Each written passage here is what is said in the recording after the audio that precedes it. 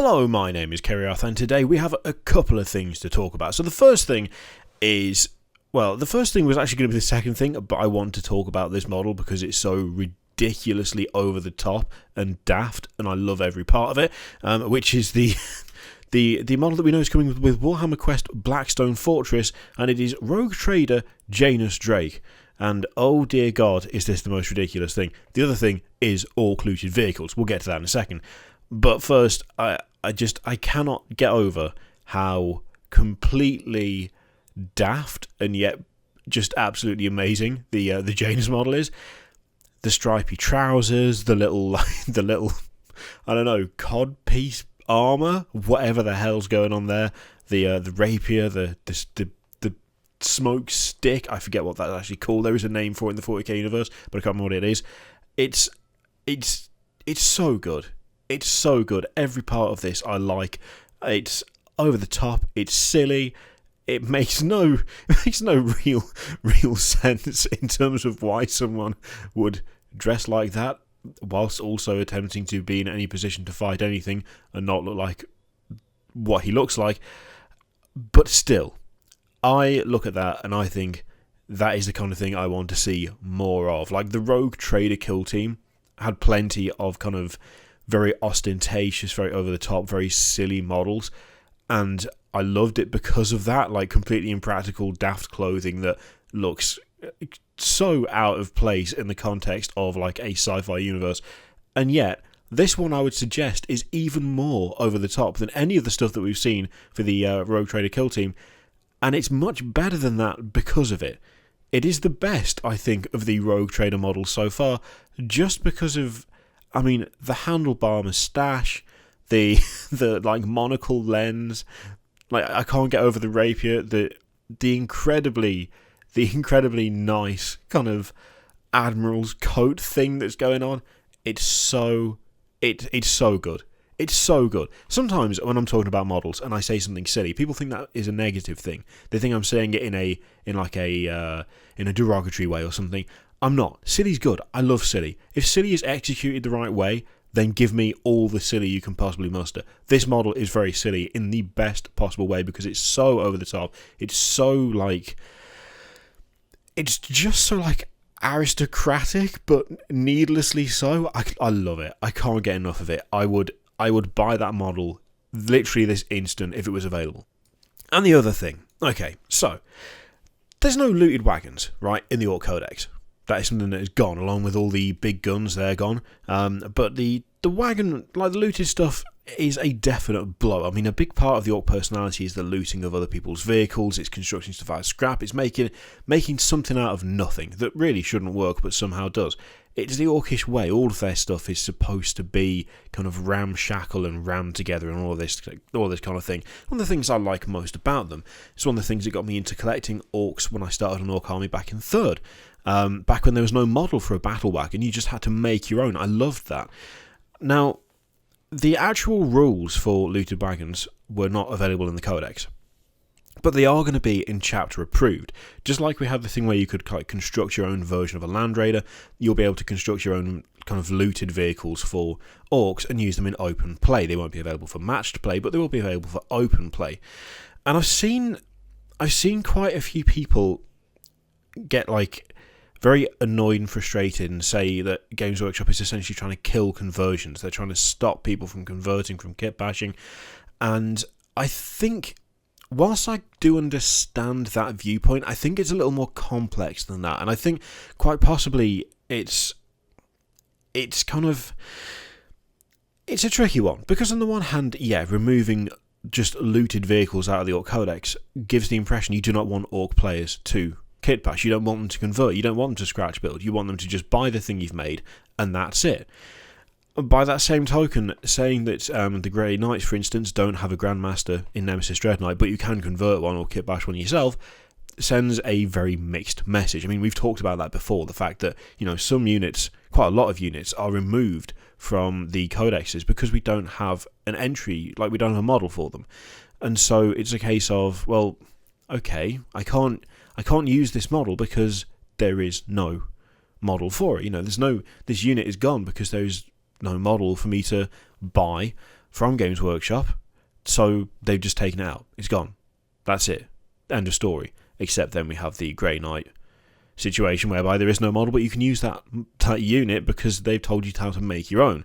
Then to remove the looted stuff out of the Orc Codex, it's like, it's a mixed signal at best, and at worst, it's just massively inconsistent.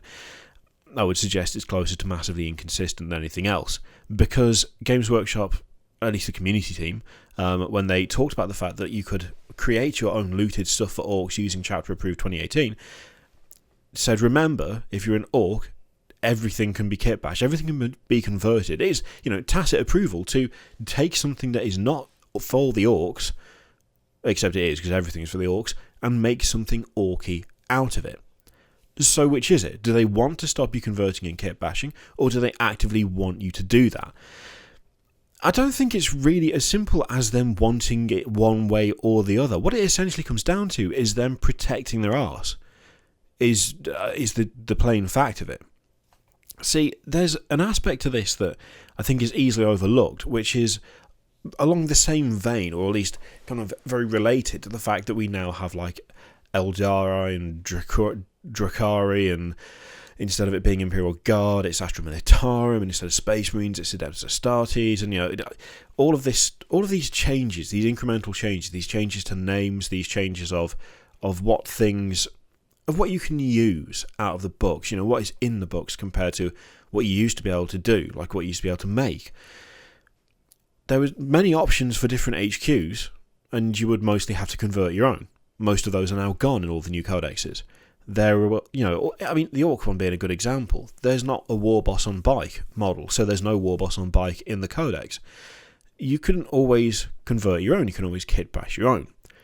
But the problem is that a lot of this was spurred on by the Chapter House fiasco, is probably the best way to put it. What I'll do at some point, by the way, is make a video covering all of that, because it is quite interesting. But there was a literal recorded case, and it was the Tyrannid Spore Mine, of a third-party company going, well, Games Workshop don't make this. We'll make it. They didn't just make it, they called it what it was. They actually named it the thing that it was.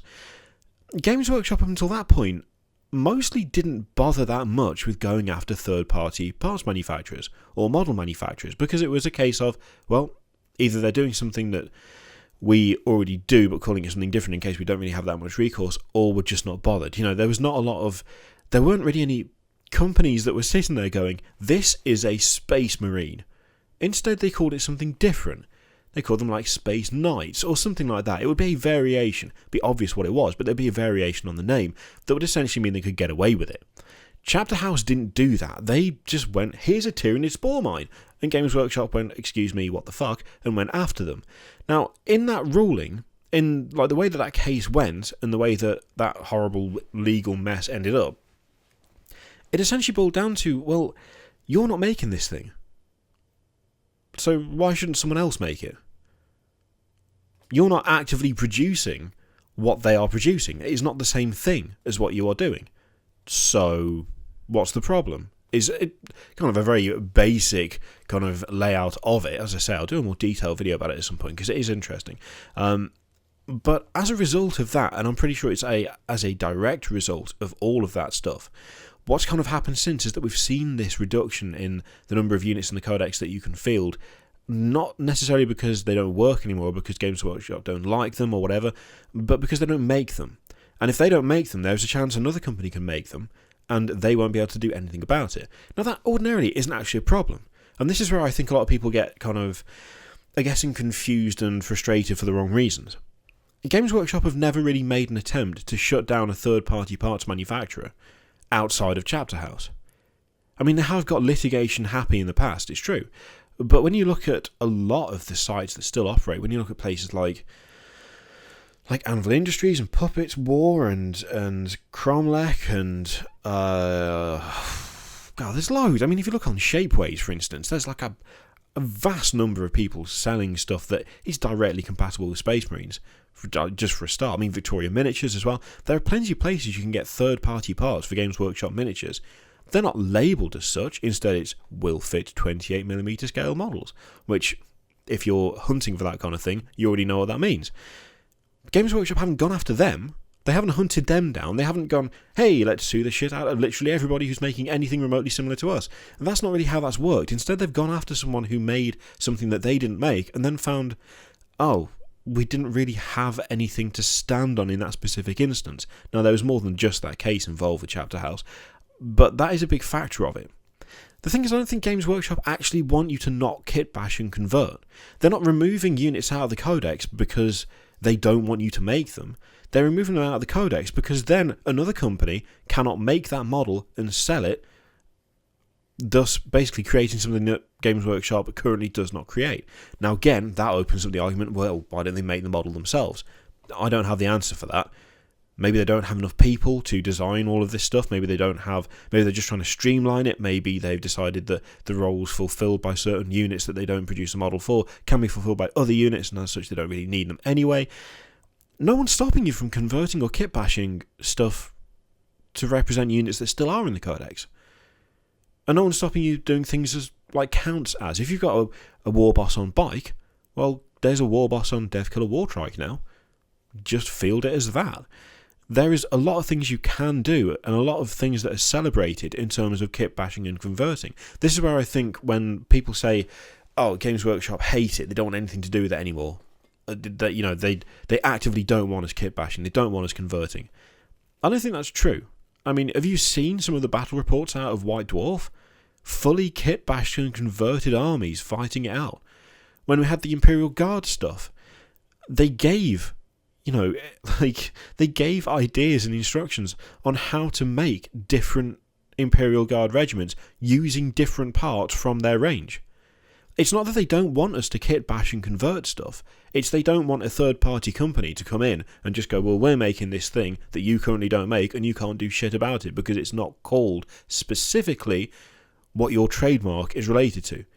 That's what they're trying to avoid. And of course, the casualty of that is the fact that people who've worked on like big mechs with whatever it was that's been removed now can't use that unit. The unfortunate downside is that people who've got like war bosses on war bikes, they can't use that unit. But it's not necessarily an attack on the player base. It's not an attack on the hobbyist. What it is it's more of a preventative measure for other companies. The downside is that then affects those of us who like kit bashing and converting. It's more complicated than just, oh, Games Workshop are trying to fuck us over. Which I think is true in a lot of the things where it's easy to get riled up. It's very easy to get riled up with a lot of stuff that Games Workshop does and put it down to, oh, well, they just don't like the people who are giving them money. Not really. They want to keep hold of the people who are giving them money. But unfortunately, some of the decisions that they might make to prevent other companies from essentially muscling in will have an impact on those of us who are invested in the hobby to begin with. If there was a happy medium whereby they could make sure that no one ever produces anything that they don't produce and therefore doesn't muscle in on their IP, whilst we could happily do whatever the hell we liked, that would be a great happy medium. But as it stands, the way things have gone and the way things have been handled, it essentially boils down to we're not getting punished for anything.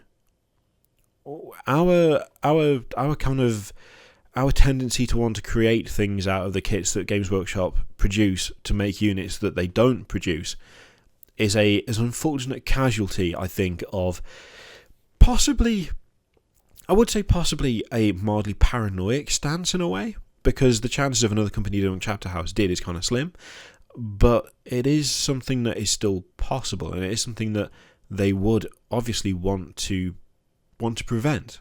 And I think understandably so. I don't think it's unreasonable to say, well, yeah, I think it's fair that they would want to try and keep their stuff being produced by them. That's not exactly a kind of controversial statement, I don't think.